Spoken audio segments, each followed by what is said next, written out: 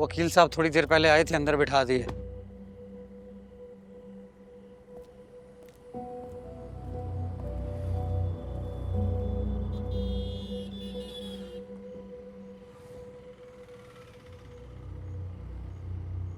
After spoiling the case, जो तबाही और बर्बादी आपने की है, उसके बाद तो यही रास्ता बचता है।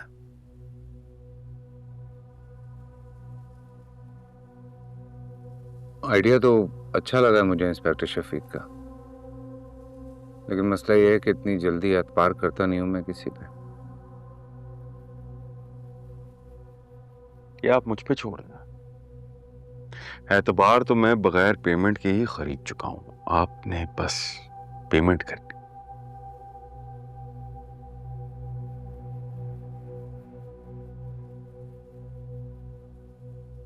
इतबार भी आ ही जाएगा। चलो तो सही।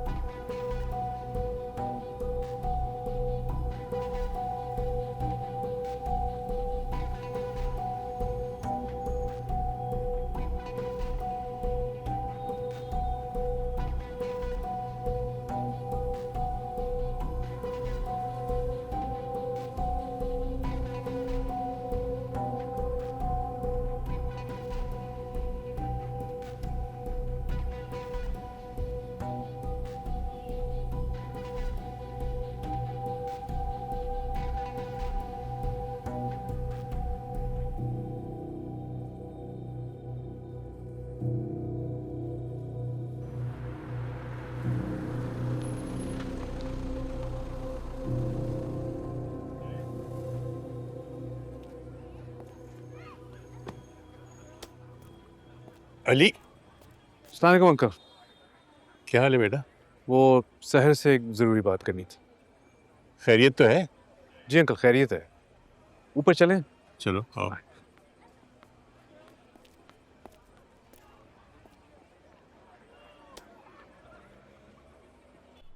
जिस तरह आज तक इंस्पेक्टर शफीक मेरा केस खराब करता आया है, अगर वो कामरान के घर जा रहा है मेरे लिए कोई हैरत की बात नहीं है।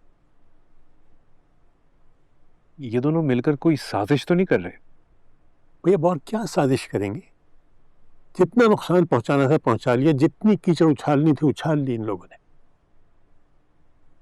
अब तो बिनिश की बारी है, और अभी उसने आगाज ही किया है तो हाथ पांव फूल गए हैं कामरान के।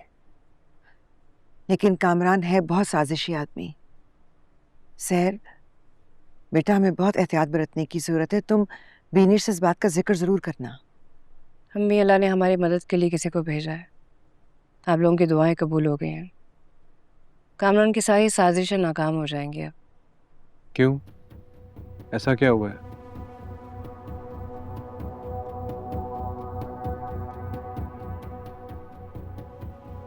ये देखो,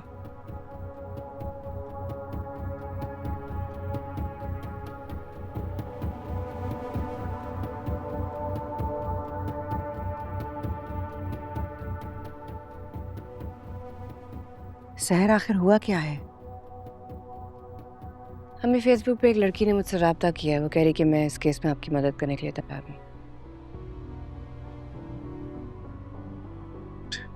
ये कोई फेक प्रोफाइल तो नहीं है? नहीं नहीं, मेरी बात हुई है इससे।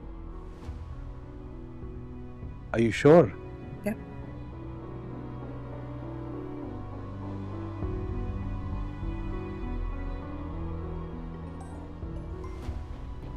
आपका फोन शायद बज रहा है। हाँ।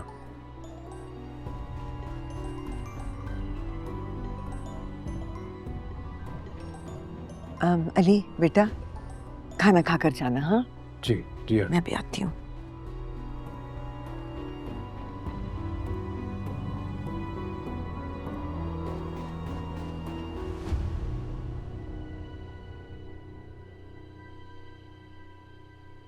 अली, तुम कामरान से दूर रहो।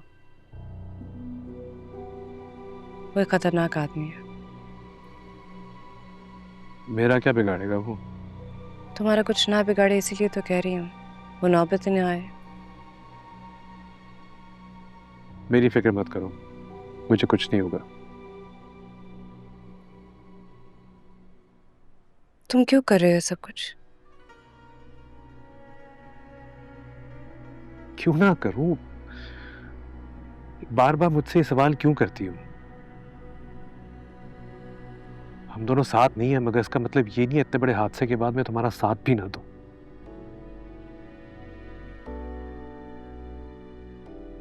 तुम्हारी जॉब पे असर होगा, इसलिए कह रही थी। नहीं होगा असर।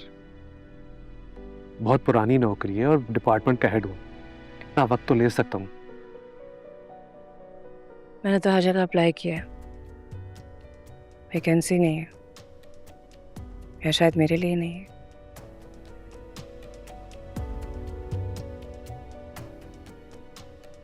तुम फिक्र मत करो, ये वक्त भी गुजर जाएगा।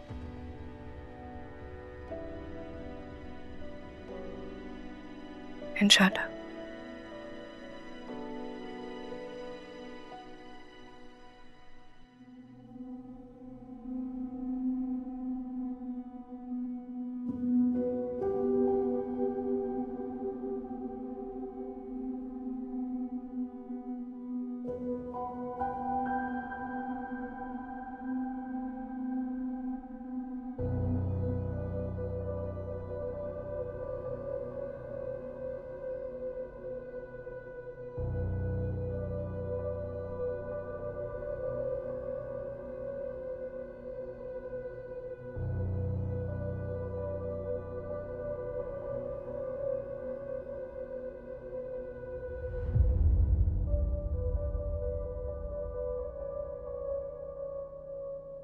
मैं जानती थी कि एक दफ़ा सहर स्टैंड लेगी ना तो बहुत सारे लोग खुद ही इसकी मदद के लिए आगे आ जाएंगे।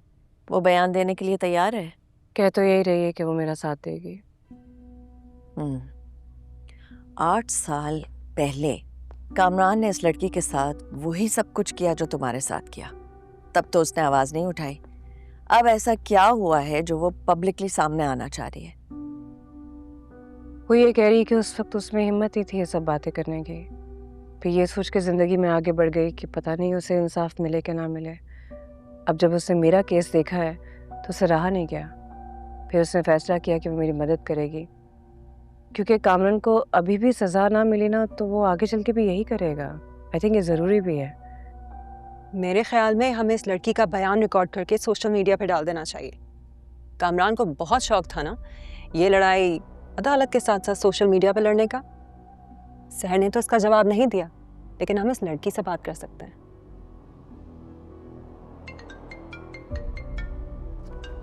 शाजिया की कॉल आ रही है, क्या करूं, बुला लूं यहाँ?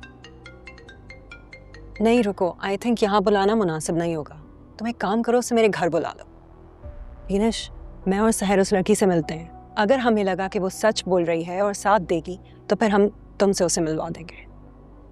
सबूत नहीं है उसके पास, ये उसने मुझे पहले ही बता दिया। अब पता नहीं वो सच कह रही है या झूठ, मैं नहीं जानती। अगर वीडियो रिकॉर्ड करने पे राजी हो गई ना तो समझो सच बोल रही है। अगर वो मना करे तो हाँ, इसका कोई और मतलब हो सकता है।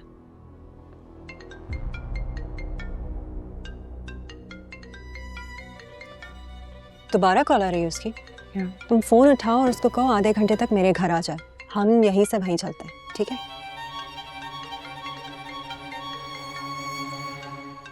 फोन उठाओ।